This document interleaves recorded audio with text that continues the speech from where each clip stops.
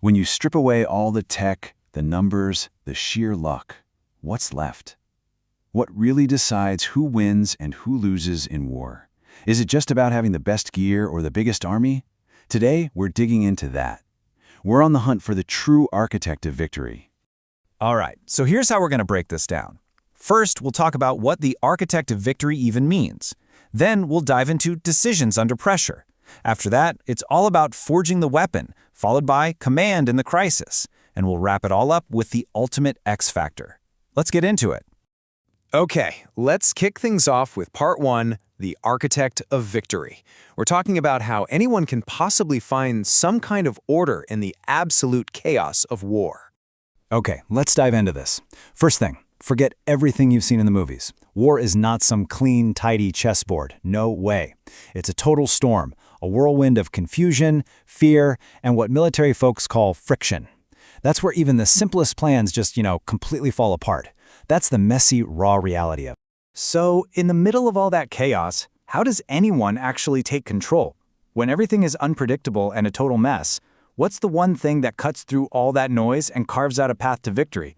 What's the secret sauce that really separates the winners from the losers? And you know what? History gives us a pretty clear answer. It's easy to get fixated on the stuff, right? The bigger army, the better tank, the faster jet. But the real game changer? It's something way more human. The answer is leadership. It all comes down to a commander's mind, their character, their sheer will to win. Those are the tools that really shape the outcome. So what does that leadership actually look like in practice? That brings us to our next section, decisions under pressure. We're going to get inside a leader's head and talk about something called the fog of war.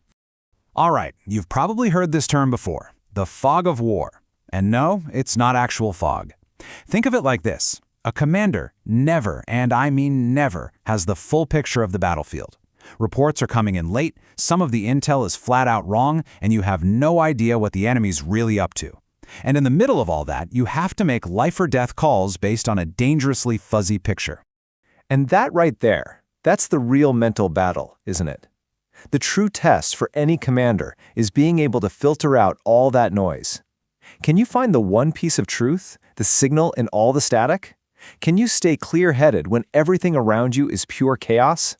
That kind of mental toughness is what great leadership is all about.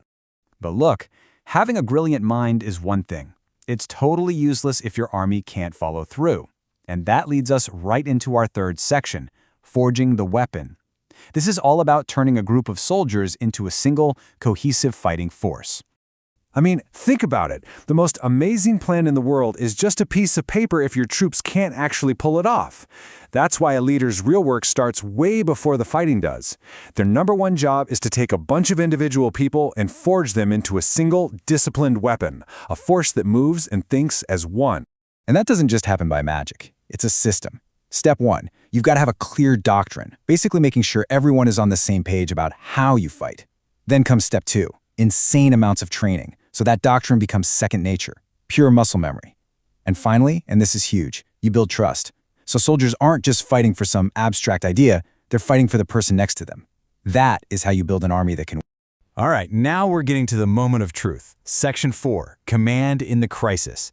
This is where it all comes together. When the pressure is on, the stakes couldn't be higher, and every single second matters. Because when the fighting starts, there's nowhere to hide.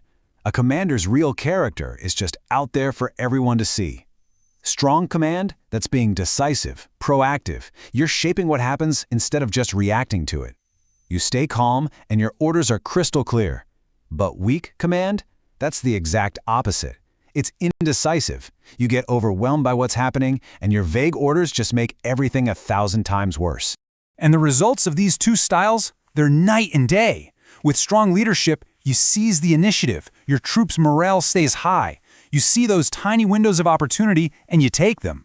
But with weak leadership, well, you lose control. Confusion spreads like a virus through your ranks, and those golden opportunities just evaporate. The leader's character, it translates directly to what happens on the ground. So where does all this leave us? Well, it brings us to our final section, the ultimate X factor. Let's pull it all together and see why leadership really is the one thing that matters most. Okay, let's recap the big takeaways. Leadership is what gives you the clarity to see through the fog of war. It's what forges a bunch of soldiers into a truly effective army. And it's what provides that cool, calm command right when things are falling apart. At the end of the day, even when the odds are stacked against you, leadership is that one X factor, the thing that truly architects the victory.